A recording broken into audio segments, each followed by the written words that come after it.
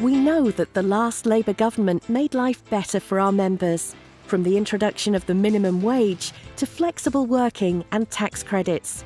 And now we're working to ensure the issues that affect our members are at the top of the agenda for the next Labour government.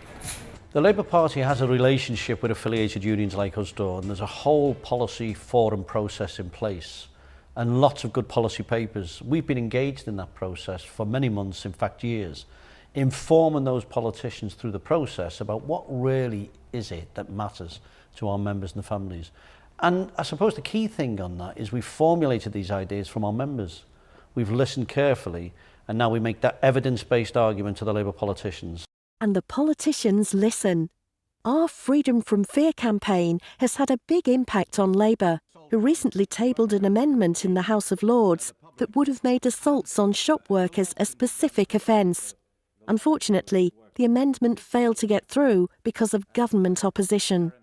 Well, Labour and Usdaw have been working really closely together to try and get greater protection for shop workers and other frontline workers who might be maybe attacked at work or face violence and crime in the workplace.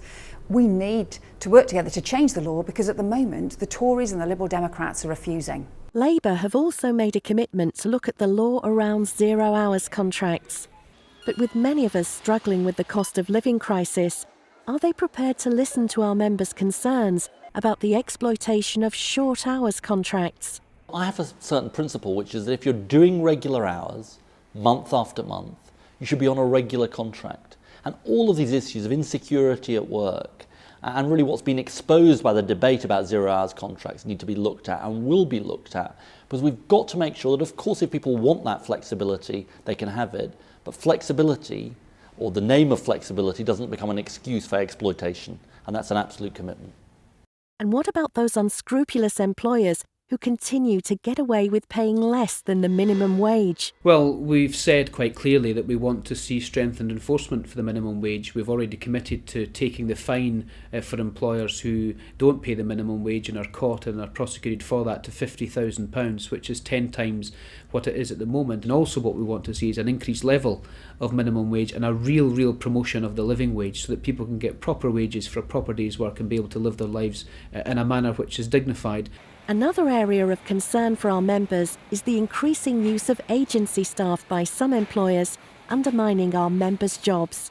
Well, look, there's clearly a loophole in the rules on agency work, the Swedish derogation, which allows workers on agency contracts to be paid indefinitely at far less than those working alongside them.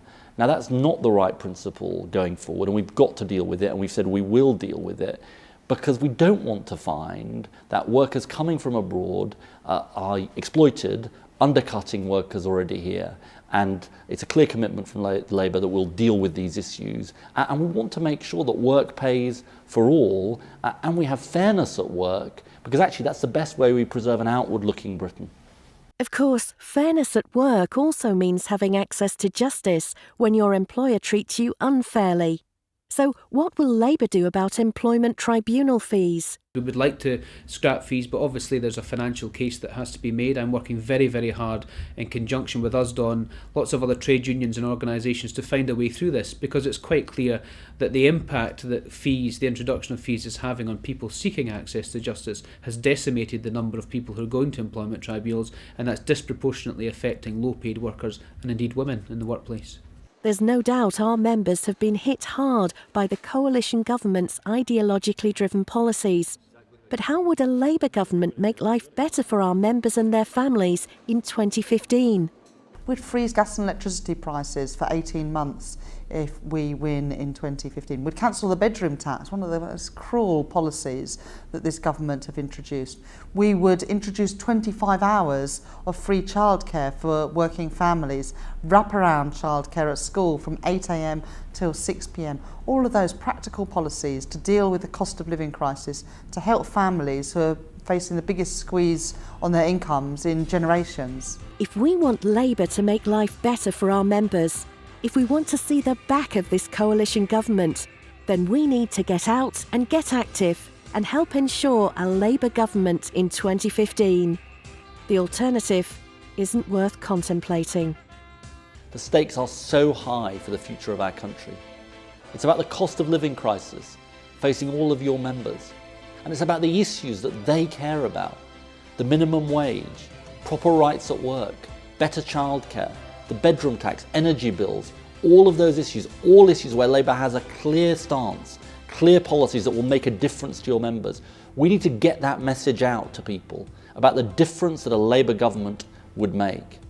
And we need to show people that we understand the scale of the challenge that this country faces. We understand the cost of living crisis is about the pound in people's pocket.